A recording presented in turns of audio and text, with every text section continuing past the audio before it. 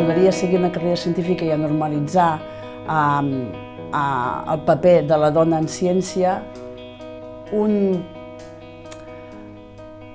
una acció molt forta a nivell de divulgació i de mitjans de comunicació, que es normalitzés. Més que pensar en un aspecte concret més lligat a la ciència, jo crec que ha de ser més de la societat en general.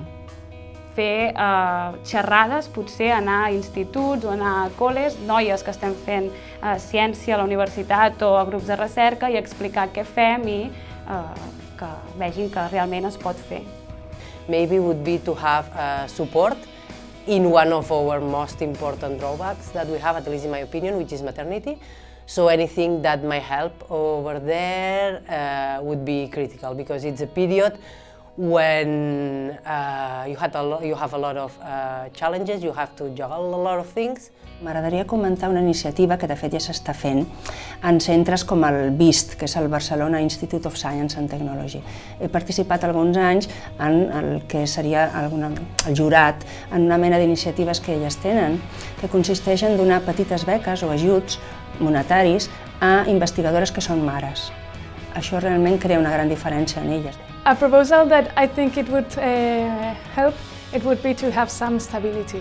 Because currently, when we do research, we don't have any stability, not like financial stability, not stability in your life. And I think that if you really want someone to do something, they need to love it and to like what they do, but they also need some reward.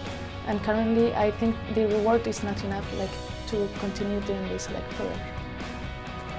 Pues pienso que una posible propuesta para tener el mismo peso de la mujer en la ciencia podría ser que en los currículum o en las propuestas de propuestos fuesen anónimas, sin tener en cuenta el sexo, ya que creo que muchas veces está sesgado las plazas de los trabajos o los proyectos que se dan según si el que lo propone es un hombre o una mujer.